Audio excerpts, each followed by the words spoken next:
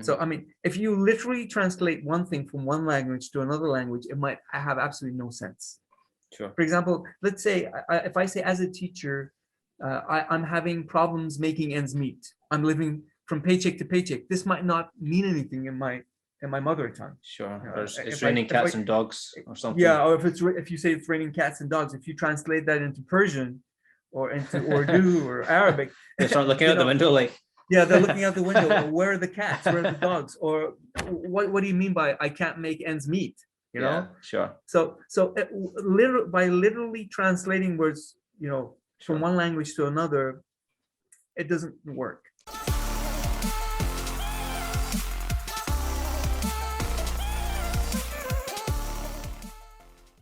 Thank you so much for joining me today. Thank you for having me, Roy. It's a pleasure. So just to introduce you, you have an amazing Instagram, which I suggest everyone goes to check out, where you teach common expressions and you help English learners with some of their common problems, and you help them to expand their vocabulary and lexical resources. So how did that all start for you?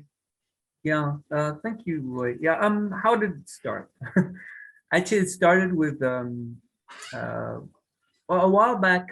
I had an English language institute. Actually, I was a shareholder of an English language institute, and I created my page for my own students. And then gradually other students started joining. So I don't call them like followers, I call them members. So I had other members like enter my page, and I've been doing it ever since. So I don't teach professionally now. I just teach some points on my Instagram page. But how it all began was my passion for teaching and the English language altogether. So that's how it began. So yeah. So but before we talk about like me and why I started, what about you? I mean, how come you set up an Instagram page, and why did you decide to teach online? And by the way, I've seen your content. It's great. Thanks, man. It's really informative. Thanks. I really appreciate that. So, well, my background was like in filmmaking. I loved making videos. I loved, like from a young age, I remember I had the Sony Ericsson K500i, Right. and it was a camera. Sorry, it was a phone with a camera on it. And me and my friends would make these videos where we're like fighting each other, and there was like an editor on the phone, and you could put like music in the background, and you could like pause the camera, and then you could run off of it, and then you could play it, and it looks like someone disappeared. So we were playing with all of these effects, and that was kind of the start of like my filmmaking. And that always progressed. I suppose I would watch things, and I would kind of be inclined to think, oh, how did the editor do that, or how did the filmmakers do that? And in 2015 time, there was a new project opening in the BBC called BBC The Social, and they wanted to make like some social media pages aimed at people 17 to 35. And at that point, I had a YouTube channel. They reached out to me and they said, would you like to come and make content for us? So I did it, and I made content for them. And I tried a couple of freelance positions here and there, but my heart was never really in it. Like, to really make a living for it, you need to work really hard. And it was less of a hobby at this point. And I kind of spoke you through my whole journey of how I decided to become a teacher just before we started filming. Yeah. But when I started teaching, I knew that one of my strengths was like filmmaking. I knew how to edit, I knew how to record nice videos, I could kind of present something in a nice way. And it was, although it didn't seem like a teaching skill, I thought if I use it in the right way, it can still be of benefit to my students. And another kind of benefit of it is if you're teaching students, they only really see you in class. But if you have them on social media and they're constantly benefiting from you outside of the class, it's like you're still part of their life. Yeah, exactly. I think it's helped me kind of retain students, and even like prospecting students, they can still benefit and learn from you. And, people can say, oh, I got this new teacher. This is him. This is this page. So I kind of enjoy it. It's simple content, and most importantly, it benefits my students. Roy, when I was in my early 20s going through a training course, I remember we had a trainer that once said, if you are a good performer, and you could potentially be a good teacher in class. And it makes no difference what you're teaching. I mean, if you're a good performer, if you can impart that knowledge through performance. So teaching is like acting. So I relate to that too, because I like all of the performance part of teaching, because I Of like course. art. I like anything related to art. I mean, Mhm. I, we talked about this before we started this Zoom meeting. I never studied English. I studied business administration. But when I was at school, my career guidance counselor, once told me, you should go, you should actually study the arts. You should study drama instead of, going to business school. And I didn't listen to her, and I studied business admin instead. And yeah, that's one part of me that goes back to my childhood or teenage years. And I think we have this similar background where we liked or we loved the arts, and that's helping Sure. us in our teaching. Oh, I So I can completely relate to agree. that. Yeah, I Yeah. can relate to that. I think you also need to be pretty animated at times to be a teacher. Mhm. And you can tell me about your classroom experience. But some of the classes that to this day I find the hardest are when I'm working with like beginner students or when I'm working Yeah. with children students. Those are the hardest for me, children students and beginner students, because I find the animation has to be so much more extreme to really illustrate the like how something works or why it is that way, and you have to be very animated. And I find, see, when you're doing class after class, it's exhausting. I can do like like I can do beginners and I can do kids, but like if it's too many, like I really like, see if I work with one beginner and I really Mhm. give them my full energy for that class, I feel like I've worked maybe 4 classes or 5 classes. So personally, I felt like I was more inclined to working with probably B1 upwards. Yeah. For me, I felt like it was easier, and that's kind of another reason why I'm now producing this content, the podcast content.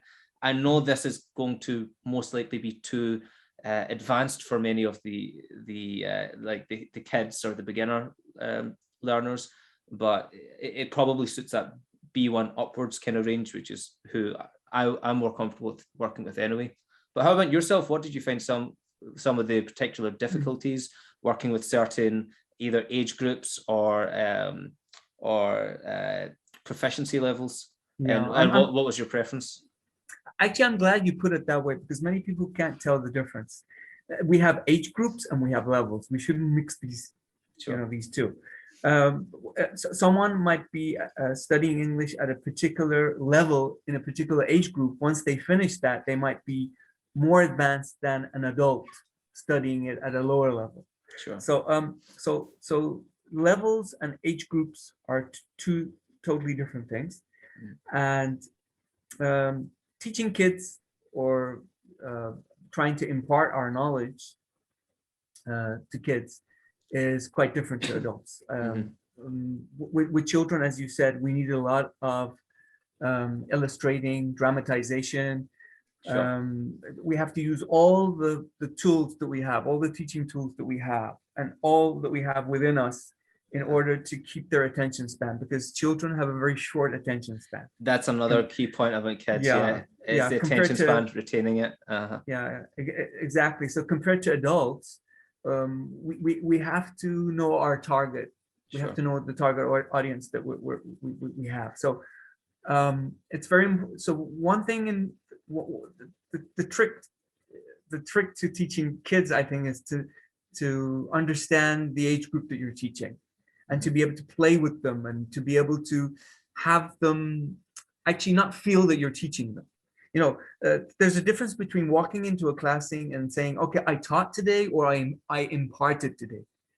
So we shouldn't teach kids, we should impart when it comes to kids. This is what I believe after, I don't know, all these years of teaching kids. So I don't teach kids anymore. I used to in my early 20s and late 30, late 20s, early 30s.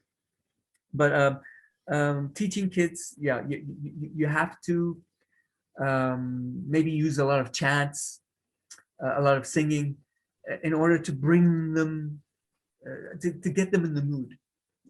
Sure. And if you remember, in the old days, people actually believed in audiolingual teaching. So there was a lot of repetimonia, as we used to call it back then. There used to be a lot of repetition, and kids' minds would just Switch off. turn off. Turn like a robot. So totally, switch off. But then there were some great authors and songwriters that actually found a solution for this. There was this, like, Carolyn Graham that actually started publishing some songs, let's chant, let's sing, and there were some great authors that were teachers themselves, and they started bringing TPR into their teaching, total physical response, and you would actually get kids to understand the language before they could speak it. You'd get them to chant it and sing it before they would actually understand how the grammar worked, how the whole function worked. I mean, you asked me why do I teach phrases and expressions in my page rather than just focusing on one vocabulary word, one vocabulary item. Maybe that's one of the reasons, because if we look at kids, adults are a little similar to kids when it comes to learning. Before they actually start learning rules and learning vocabulary, they become familiar with the whole structure of the language through listening and through reading it.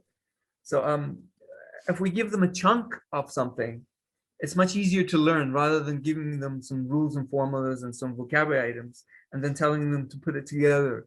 Because the culture of two languages is usually different.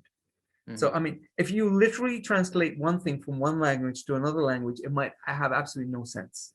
Sure. For example, let's say if I say, as a teacher, I'm having problems making ends meet. I'm living from paycheck to paycheck. This might not mean anything in my mother tongue. Sure. It's raining cats and dogs or something. Yeah, or if you say it's raining cats and dogs, if you translate that into Persian or into Urdu or Arabic, they start looking out the window like. Yeah, they're looking out the window. Where are the cats? Where are the dogs? Or what do you mean by I can't make ends meet?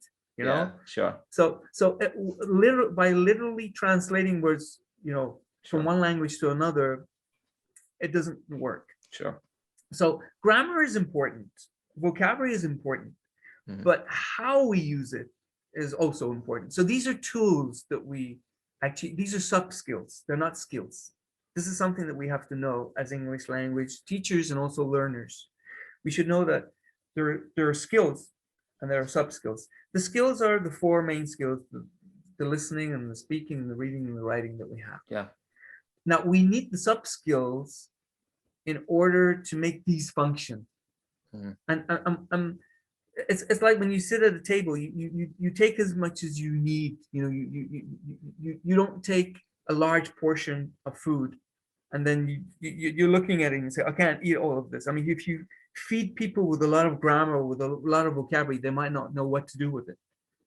But if you gradually familiarize them with these after you've taken them through another process, which is through listening, mainly, or through reading, the input skills, they will gradually begin to understand what those mean. They'll have meaning.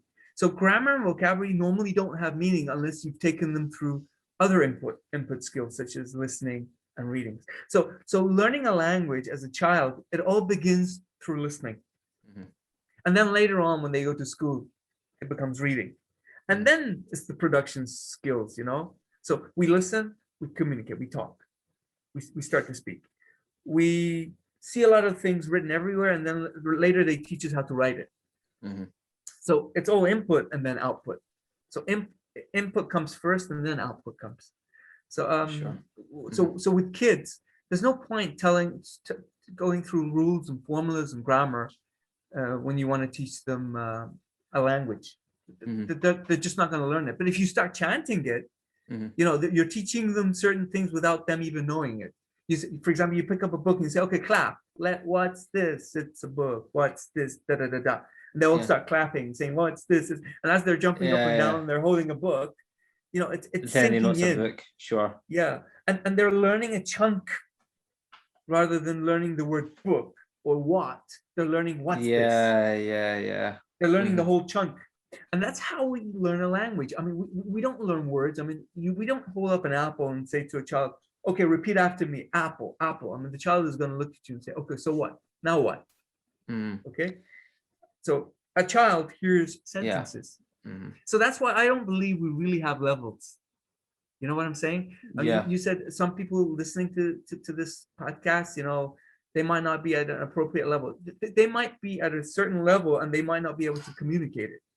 You know, so the more they listen, the more they read it, they become better at English, but they can't communicate it yet. Yeah. You made a lot of really good points. Particularly, I want to touch on that whole repetition thing. Well, let me say this first. See another kind of difference between the kids and the adults. Like, because I'd say 95, maybe 97, most of my students are adults. And see, when you're teaching adults, there's like a clear motivation. They're spending their time and they're spending their money to learn English. So there has to be a reason why they're learning English. You know, maybe it's a promotion, maybe when they want to do IELTS, maybe they want to move to another country, or maybe there's a male, a boy or a girl they want to marry and they need to learn their language. You know, and if I were to teach the romantic person, if I were to teach them the language, the business language for job interviews, he would be disinterested, not want to continue. Yeah. And again, incentive. Yeah, sure. And the person who's wants to pass their job interview, if I was teaching them how to say, "I love you, baby," you know, it's not gonna benefit them. The learning's gonna not be interesting to them. It kind of needs, for adults, it kind of needs to be focused on a goal, and they need to feel like they're kind of progressing towards that goal. If they don't feel like there's movement, you know, or stimulation, they can very easily lose interest in their learning. But, you know, for the kids, that clear motivation, like, I'm learning it so I can grow up and get better jobs. The kids aren't learning English for that. You know, the kids are learning English because their parents have put them in an English class. So you cannot give them a very formal structure of working towards this goal, because they're not interested in the goal. They don't care if they're getting closer to the goal, because they'd rather be playing games. So it's really important that you gamify it. And as you were talking about the repetition, here's a funny story, right? So my little sister, when she was young, this was years ago, this is like a 10-year-old story. It's a 10-year-old story, right? But we still laugh at it. She was learning the Quran with a Pakistani teacher from like an Urdu Pakistani teacher, right? And this teacher used to just like say the Arabic, and then she would copy it, and her brain would just be off for the lesson, and she would just copy this guy phonetic by phonetic, just imitate this guy. And she got a new teacher, a Pakistani guy, and he says to her, "What is your name?" And she's just used to copying. So she just says to the guy, "What is your name?" And then he says, "No, what is your name?" The sister goes, "No, what is your name?" And we're in another room, like, oh my God, she's not even listening. She's just copying this guy. Yeah. You know, so this imitation, like, you know, what you said, it kind of needs to be fun or rhythmical or movement. Head, shoulders, knees. There has to be something like that for kids. Exactly. I'm not a specialist in that, right? Because, like, as I said, like, kids is not my my forte. I think is the word. It's not really my speciality. But you kind of touched on grammar, right? So why would you say would you say it's more important to have like a structured kind of grammatical present simple, present continuous for adults as opposed to children? As a teacher, we should be organized and have the sequence. I mean, you can't start teaching like past perfect to students that don't know the present progressive or present continuous, as you would call it. So as a teacher, we have to be organized, but the student doesn't necessarily have to know, okay, now I'm studying present continuous. You know, for example, when I used to do placements in my own institute, placement tests, I wouldn't say, okay, now I want you to use the present continuous tense. Okay, that person, I mean, they've learned, he or she has learned something at school, and they're going to start using it. And then I'd put them in a class where they can't apply it, and that level would be totally useless for them. So what would I do? I would look at my watch and I would say, okay, what time is it? And I'd show them my watch, and they would say, like, it's 2 o'clock. And I'd say, okay, I want you to imagine, think about your parents at home right now. Talk about them. I wouldn't even say, what are they doing? Because it would have the ing form. I would say, talk about them. Now, if that person said, okay, I think my mom is in the kitchen, she is like doing the dishes. My father is at work. He's, I don't know, operating a machine or whatever, or he's, I don't know, I don't know, examining some patients if he's a doctor. Um, if they started using the ing, then I would say, okay, so they know present continuous or present progressive. So let's make it a little more difficult, you know? Or I would say, who is your best friend? My best friend is, for example, Ali. Okay. Is he an old friend or a new friend? No, no, an old friend. Okay. For how long? Now, if that person says, I have known him for like 10 years, this means he knows present perfect. But if he says, I know him for 10 years, okay, so this person is using simple present. So he doesn't know present perfect yet. So this person is pre-intermediate. He's not intermediate yet.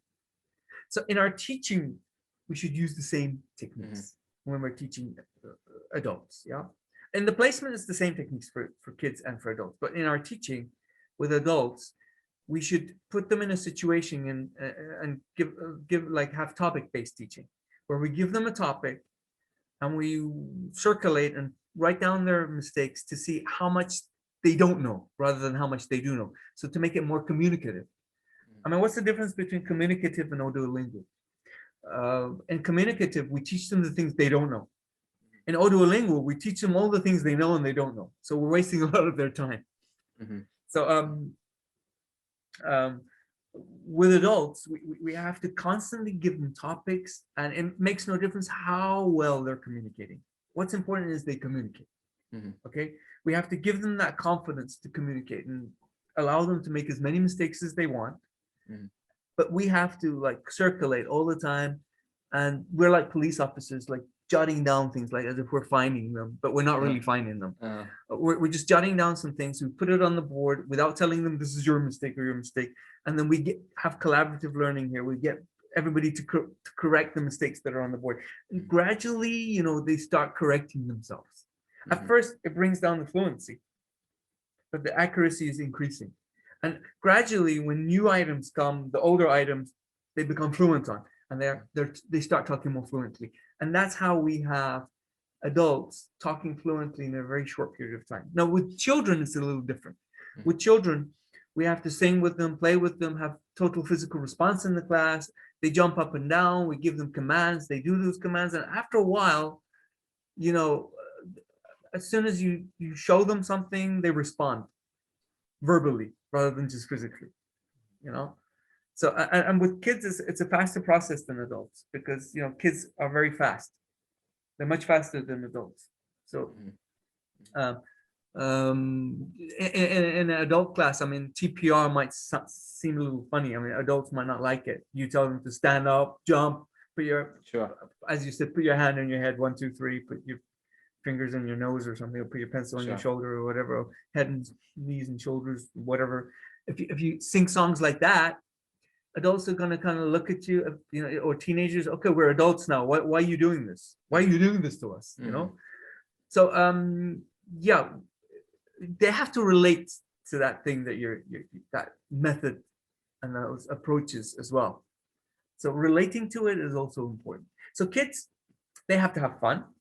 Adults, they have to have fun, but in their own way. You could have like adult games in the class, vocabulary games in the class. You could have different things to make your class less monotonous, to make your class, you know, appealing to your students. But the approaches are definitely a little different. Sure. What would you say are some of the biggest struggles for you as a teacher when it comes to either teaching children or teaching adults?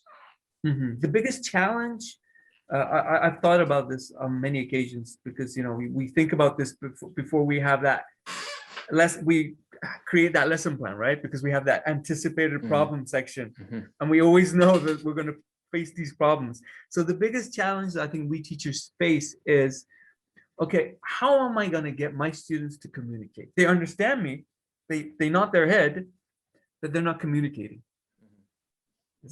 So this is the biggest problem that we teachers face: how to get our students to actually communicate what they have learned. And this is what I'm doing on my page. I mean, I'm teaching phrases and idioms and chunks of sentences rather than teaching just vocabulary items. You know, with vocabulary, I can give them homework, you know, assignments where they go and they check words in the dictionary, on all of the etymology and all of the derivatives and okay, what part of speech it is and the Mhm. collocations. I can give that in the form of an exercise. Mhm. So with the grammar and the lexis, I can do that in the form of an exercise. Mhm. But in the classroom, I get straight down to business. I give it. I give them some vocabulary feeders, but through phrases. Okay, so let's say it's post-intermediate level, and I want my students to talk about air pollution Mhm. or the effects of global warming or something like that Mhm. on our lives. Mhm. So I would give them like phrases like depletion of the ozone layer, Mhm. um, CO2 or gas emission or um, uh, melting of glaciers and things like that. So I would like give them some feeders, Mhm. maybe 10, 15 or whatever. And I'd say, okay, tonight, this is your assignment. So I would email them that, or I would give it to them in the form of a photocopy. And I would say, go and add to this list. I want you to like Google it, look through some articles and find some phrases, not sentences, some Mhm. phrases that are related to global warming and Mhm. the effects that it has on the world. And tomorrow, you're going to use as many of these as you can. So if they only use 3 of those or 2 of those, that's enough for me as a teacher.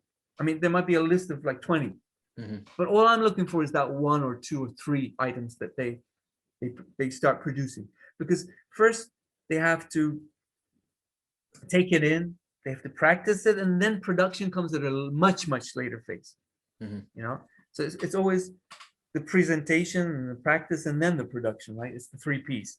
So that production phase is not so important to me as a teacher. I mean, many teachers, they think production is so important. If you plant grass now and water it, you're not going to have grass tomorrow. It's going to take time. Sure. It needs sunlight, it needs more water and more water, more days. And then one day you look at the soil and you see grass, you don't see soil anymore. Mhm. Human beings are the same. When you plant something today, don't expect it to give you a result right away. It's going to take those tomorrows before you see the result. You might not even see it. The next teacher might see it. Mhm. You plant the seed, somebody else sows it. So we should always remember that.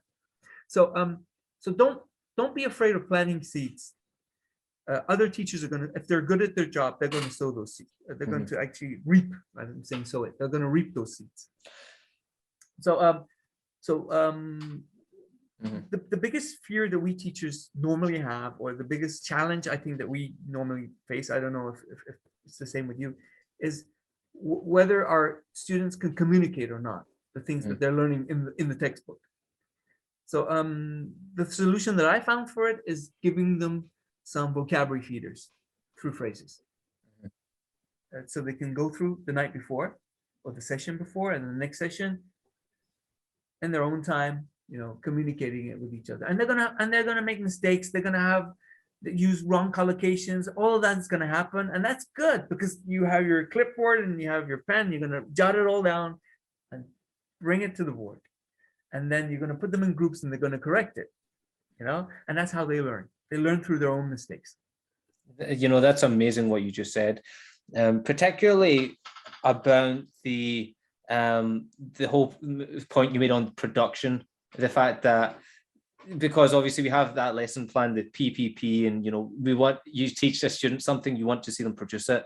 You kind of feel like the lesson isn't complete if they haven't produced it. It's like, I've just taught you this, so like say it. Yeah. But so I think there is a real kind of sense of like patience that's needed on teachers, and I think good teachers do have that element of patience within them, and are very empathetic to understanding why are they having these problems and being patient with them as they overcome it. And another thing that I think is great for language teachers, which you and I have done, is learn another language, because you start to hit these walls. And sometimes, I'm teaching a student and they say the sentence wrong, and then you tell them how to say it correct. Then and they understand it. Then immediately after, like telling them how to say it right, they say it wrong again. And you can almost find yourself like, I just told you how to say it right, and you just agreed with me. But then because I've been a language learner, you can think, well, I know what it's like. I know that it's one thing to hear it, and then it's another thing for it to be automatic and for you to produce it. But I found for myself, and I have a friend who's an Arabic teacher, and he says he has like a 70% rule or a 60% rule or something like this. And if the student gets like, 60, 70 or 80%, then you just kind of leave it. See that last 20%, which is really tough, you just leave it alone and you can come back to it later, because if you keep working on that, you're going to burn yourself out and the studying's going to start to feel like tedious. Work just trying, because it takes a lot of more time to really hammer that last 20% to get that like bit of perfection. The frustration part, yeah, I can relate to. Roy, I didn't want to cut you there, but you said something about, empathizing with students. Now I have a lot to say on that. I agree. I totally agree with you on that. I totally agree. So later, I have a pointer on that. So please go ahead. Go ahead. I want to hear it. No, I didn't. I cut you. I shouldn't have done that. But no. Go ahead. Yeah, I'm here to listen to you today. My audience has heard enough of me. No. Yeah, empathizing with your students is something crucial. I mean, it's something that is really necessary in what we do, because we either love it or we leave it. I mean, that's why we're teaching, because we love this job. I remember once I was observing a class, and the teacher seemed so frustrated, and then she came to me at the end, of the class and said, "These students are so stupid." And I said, "What? Why do you call them stupid? I mean, what's your definition of stupid?" I've taught them like this particular thing, like over 10 times. I keep repeating it, but it just doesn't sink in. They keep making mistakes. And just one thing came to mind there and then. I told the teacher to follow me into the yard, and she said, "What are you doing?" I said, "Just follow me." So I took her to the yard, and there was the stick that was on the ground. I picked it up and I said, "Straighten it. It's still, it's just recently been like, I don't know, blown off, or I don't know, it just fell off the tree or something. So it's fresh. I mean, I want you to straighten it. It can be straightened." And she straightened it. She said, "There you go." I said, "Okay, now let go of it." And it bent back again. And I said, "Oh, okay, well, why don't you straighten it?" And she straightened it. I said, "Okay, well, it's when you let go of it, it's still going to bend again." She said, "Yeah, well, what's your point?" I said, "My point is, it takes time. I mean, you have to put that stick in water. You have to tie it with a piece of string or something onto another straight string, and you have to keep it for a while. It needs patience. And then after a while, when you open the string, this is going to be straight. Now, this is going to take time. Your students are like that. I mean, you're teaching them another language, a language that they haven't learned before. It's not their mother tongue. So it's going to take time. So that stick, we should always remember that stick. I mean, if it's like this, if it's crooked, I mean, we can't straighten it straight away. Yeah. We have to soak it in water. We have to tie it with another string on something straight. And it's going to take time before it straightens up. So so empathizing with our students is so important. I mean, we shouldn't think they're dumb. We shouldn't think they're stupid. Or we shouldn't think they're pseudo-intellectuals asking us so many questions and they're the smart asses in the class trying to catch us there. No, students are inquisitive. Whether they're adults or kids, it makes no difference. They're inquisitive and they're going to have questions. That's why we should have an anticipated problem section in our lesson plan. We should think, okay, what if plan A fails? What are we going to do? We should have plan B and C and so forth. I mean, what if the question arises? We might have something in our lesson plan that we might not teach today, but we should have it there just in case we need to lean back on it. What if I taught this and they didn't understand me? What am I going to do next? What's my plan B? So, yeah. I totally agree with you on empathizing with students. It's a really good point, and I heard this phrase or something, and it was like, if a comedian tells a joke and the audience doesn't laugh, the comedian can't say, "Oh, it's because the audience are stupid, they didn't understand my joke." It doesn't work. If a teacher makes a point that the classroom don't get it, we can't blame the student. And I think there's this element of creativity in being a teacher and kind of open-mindedness and alertness of thinking, okay, like I said this and they didn't understand it. what part did they not? I mean, like, see me, I do one-on-one coaching. You know, you've done classroom, which is it's quite different, and I think classroom is probably significantly more difficult, far more variables. But let's say one-on-one, you know, I say something and I give it to them. I give them some kind of thing to learn, and then there's like a part of it that they didn't understand, and that thing is like affects the rest of it. You know, it's like, well, why didn't they understand it? And there might be something else related to, or like some kind of confusion in their understanding. And, you know, as a teacher, you need to really get good at noticing that, of understanding where the mistake is and why the mistake's there. It's kind of like in exercise, you know, because that was like my background, and I have a lot of friends who are personal trainers. Let's say a client is trying to do a deadlift, but there's a problem in the deadlift. You know, well, like there's the legs, there's the first part of the movement where it comes past the legs, and then there's the thrusting of the hips, and then there's a rolling back of the shoulders. Like there's all of these different, it's one motion, but there's all of these different parts of it, you know, and speaking, like, you know, it might just be one sentence, but there's different kind of things within it. And we need to see where that problem is, then implement exercises around that in order to fix it. Exactly. Tools. It's just like carpentry, right? Like a joiner. Sure. A carpenter always blames his tools, right? Type of thing. Okay, am I always blaming my tools, my teaching tools? No, I should find the right tools. You know. Yeah. And if the tools don't work, I should use my hands. I don't know. I should use my vocal cords or something. Whatever. That thing that you just said earlier, you know, dramatizing, illustrating it.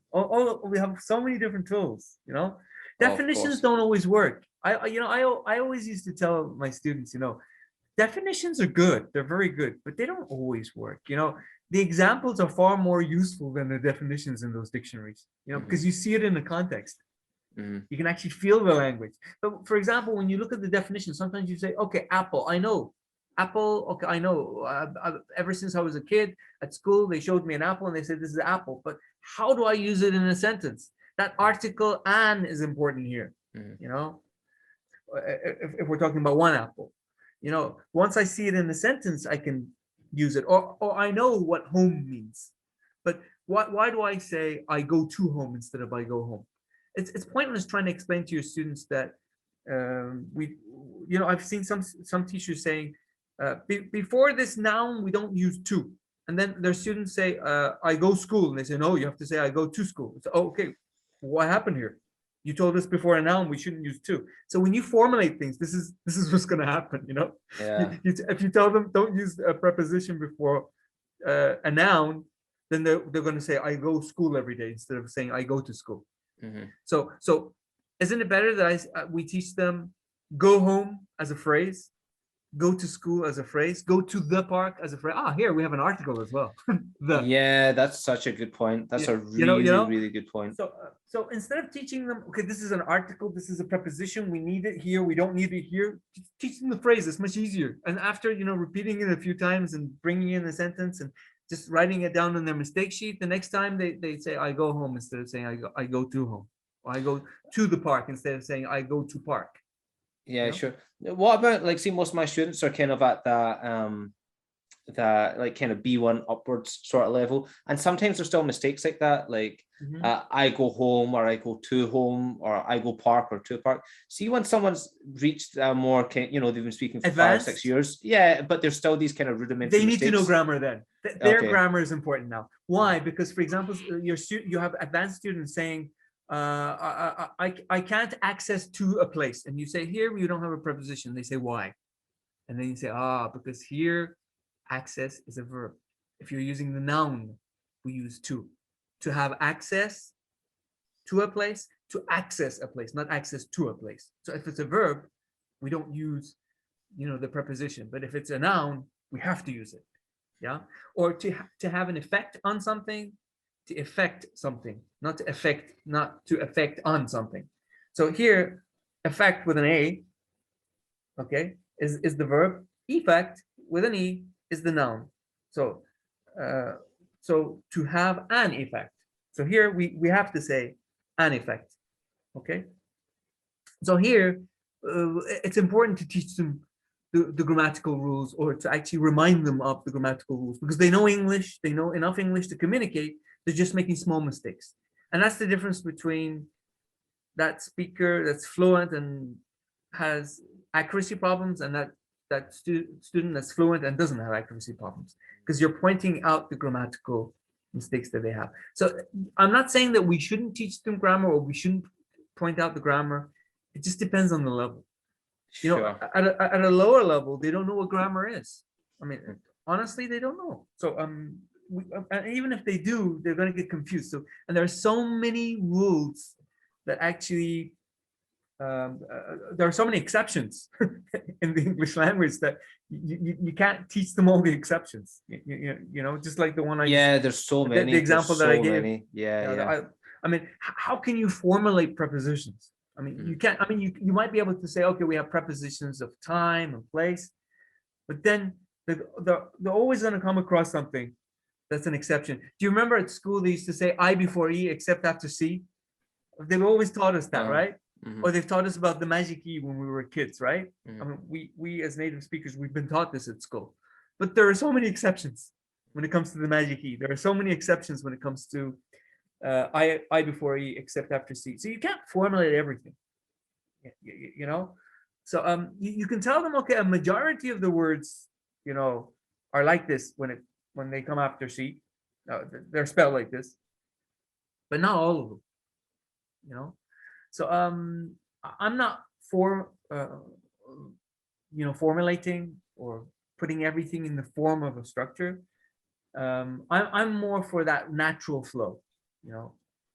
Feeders, I believe a lot in feeders, you know. Giving them exercises where they actually you know, not create collocations, but actually check collocations and fill in some blanks and you know, subconsciously learn all of this. So the subconscious can be so powerful. It could be so effective. It could be more effective, in fact, I think. I have an important question for you. Yeah. So for a student who's at that point, you know, they've been learning, they've been studying, and you know they've kind of starting to plow a bit deeper into the present simple, and they're thinking, oh my God, look how many rules there are. The structures are different for statements, they're different for questions, it's different for pronouns. This is too much to learn. I can't do it. Students who like hit that wall of this is too much, what advice would you kind of extend to students who are in that predicament? I mean, we should never put our students in that position in the first place, to actually focus on things such as grammar, you know. Giving them exercises and showing them how to do it is a better way rather than trying to focus on what the grammar is itself or how it functions. I mean, we as teachers struggle with grammar ourselves. I mean, if there are so many different teachers out there, if you ask them, what is the difference between present perfect and present perfect continuous or progressive, they wouldn't be able to tell you. I mean, or if you told them, okay, describe, I don't know, passive by going into the details of what is transitive and what is intransitive, they might be able to tell you the basics of it, but when it comes to more complex grammar, they might not be able to tell you. But if you ask them to give you an example, they would be able to give you an example in a sentence. So this proves that it doesn't make you smarter than others if you know every single rule and formula and how it functions. You know, how it functions is important, but what it's labeled is not so important. So rather than teaching my students what the grammar is or what the grammatical rule is, putting them in a situation to be able to use it would be more important, I think. So that's what I would do. So if I find a student struggling, I would change my technique. I would change my method of teaching, you know. So many teachers, they go to the board and they say, okay, look at the picture, you know, here, because this person is doing something, you have to put ing. No, don't do that. Don't do that. Actually start using the grammar, you know. You've called someone to the board and you say, okay, jump up and down. What is she doing? Okay, let me tell you, she's jumping. Now, okay, Melissa, now run. Okay, now what is she doing? She said, she should kind of look at you and say, running? Yeah, very good, great. She's running. And then it's kind of like you give them that kickstart, and you kind of feed them with the feeders, and then you kind of show them how to do it. And students are supposed to make mistakes. There's nothing wrong with making mistakes. Mistakes are a part of the process of learning. So we should actually accept that and live with that. Not all of our students are going to be 100% top students. We should accept that. I think that's amazing advice. But like, see, for when, like, because I think it's kind of inevitable that students will hit, and I don't just mean in language learning, I mean in anything. Like, you try doing anything, like even exercising, let's say, a lot of people are going to hit a wall of, I suppose, like a kind of problem wall, or a kind of like, a barrier of, like, feeling it's too much. They're looking down and maybe saying, look how far I've come, but they're looking up and they're thinking, man, it's a long way to the top. So see, when you find students who hit that kind of wall of it's maybe too much, is there any like kind of not so much like teaching, but I mean, not like an exercise, I mean, like, is there maybe something? Break the monotony. You have to break the monotony. I mean, there's something wrong there. The class is too monotonous for them, or there's various reasons why students want to quit, why they want to drop out. Either the class is not appealing to them anymore, or they think it's too difficult, as you said. I mean, it's too difficult now. I mean, I've like reached the apex, and that's it. I can't go any further. That's what they think. So it's either the complexity of what you're teaching, it's not appropriate for that level. So or they haven't been placed correctly. I mean, the placement test. There's been something wrong with the placement test, or there's been something wrong with the test from one level to another level. Maybe that person shouldn't have gone to the next level. If I don't know if you know about this, Cambridge doesn't have fail or pass for children. They have Cambridge shields. So if you take a starters, movers, or flyers test, you don't pass or fail that test. You get from 1 shield to 5 shields, if I'm not mistaken. Why do you think Cambridge does this? I mean, they're not crazy. I mean, the people that have designed that test are people that know psychology. I mean, you can't tell a child you have failed.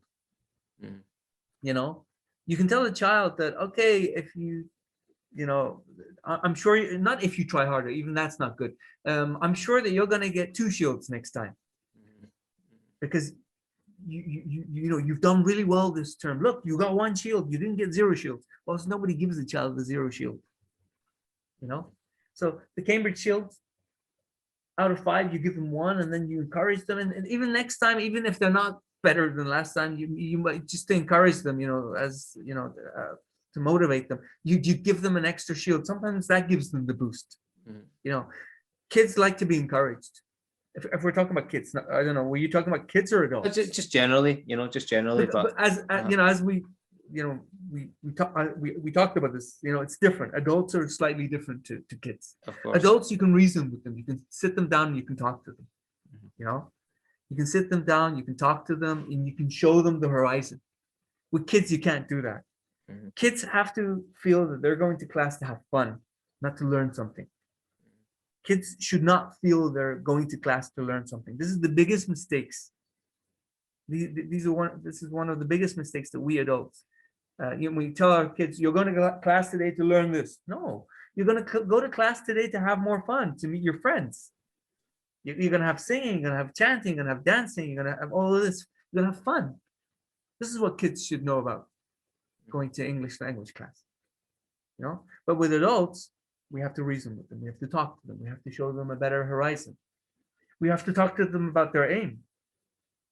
If they want to walk into, I don't know, a meeting, as you said, or if it's an IELTS test or whatever, if they're emigrating, they need the general IELTS score of 7 if they want to come to Canada, for example, or if they want to go to university, they need a 7.5 academic score or something. We have to tell them, okay, this is your aim, and to reach this aim, you've come this far, you only have this much to go. You don't have to study all of that all over again. You've accomplished this. This is what's left, and we're going to focus on this. And if it hasn't worked, we're going to try something new. Don't worry about it. We'll experiment together, So this is how we get them in we have to get them in the mood. We have to woo them into it. Well, you see what I like about you, and I kind of feel that you and I are quite similar in this way, is like a lot of positive reinforcement. I can just tell that you're really positive, and I think I'm the same. Like I like to use a lot of positive reinforcement.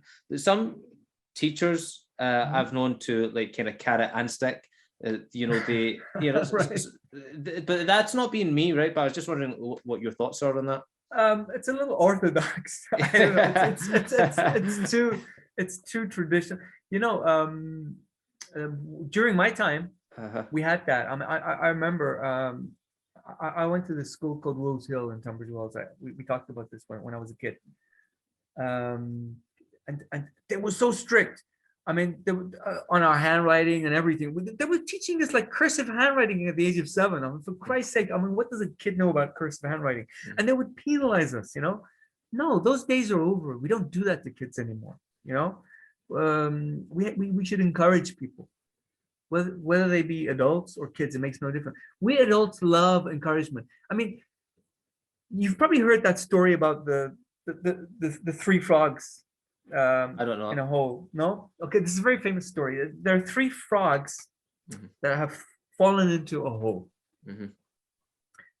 And there are some other frogs that are surrounding this hole, and they're all shouting at the frogs, "You guys are losers. Why did you fall into the hole in the first place? You're not going to get out of this hole. I mean, we're frogs. We're not leopards. We can't jump this high, you know." And the more they shout at these frogs, the more they become discouraged, and they stop. 2 of them stop jumping. One of them is like jumping more and more and more until he jumps out of the hole, and he actually gets out of the hole, and the others stay in, they remain in there, and they actually die. And when one of the frogs that's around the pit realizes this, he stops the frog and he says, "Okay, well, what happened just here? I mean, the others were much stronger than you. I mean, you're so weak. I mean, you look weak. They died. I mean, they stayed there and they died, but you actually got out of the hole." And the frog kind of looks at, he's like this. He was mute. He was mute. I mean, and also he was like impaired. He couldn't hear. So, you know, all of this jumping up and down, as far as he was concerned, was like words of encouragement. He thought that they were encouraging him. They were jumping up and down and saying, "Yeah, you can do it. You can do it. You can do it. You can do it." And he actually did it in the end. He jumped out of the hole, and he was much weaker than the other 2 frogs. So we humans are like that. We need to be encouraged. You know, we need to be told how good we are at times. And this is that magic tool that we have as teachers. And many a times in my classroom, I've seen it. I mean, when you encourage a kid, they improve. When you, even adults, they improve. You know, you need to encourage them. You have to remind them about how good they are, or where they were and where they are right now. What amazing advice. What amazing advice. Honestly, I think you deserve so many more followers, and I hope that more followers come to you, because I think you clearly are a veteran teacher. You clearly have great experience, and I think the language teaching world is at a loss without you currently teaching right now. But anyone who's watching this, I can't encourage them enough to go click the link in the bio. Go check out your page. That's very kind of you, Ro. You know, there are so many good teachers out there, especially on Instagram. Instagram is a fabulous platform. I met you. Okay. Yeah, there are so many good teachers, and it's free. You know, it's free. I mean, it's a platform that's there and it's free, and you can just, you know, choose the teacher that you can actually relate to. And that's very kind of you, Roy, but there are so many good teachers out there. You know, and so long as they're doing their job, or we're doing our job correctly, that's what's important, I think. You know? Yeah, but thanks for the words of encouragement. Yeah, it's my pleasure, man. What social media are you on, so people can look you up? Oh, I'm just on Instagram. Okay, great. Yeah. Great. Your Instagram handle, it's in the bio, so I encourage everyone to check that out. Actually, I forgot to change that. It's my wife's name here. No, that's your Zoom name. People won't see your Zoom name. Oh, they won't. But in the description of the video, when I post this on YouTube, I'll actually put your Instagram name, so the link will be there. You just go into the description, you click on the link, and you'll be taken to Instagram, and they can give you a follow. But from the bottom of my heart, thanks so much for coming on today and sharing about your you. experiences. Yeah, thank you, Roy. It was a pleasure. It was a pleasure meeting you. Likewise.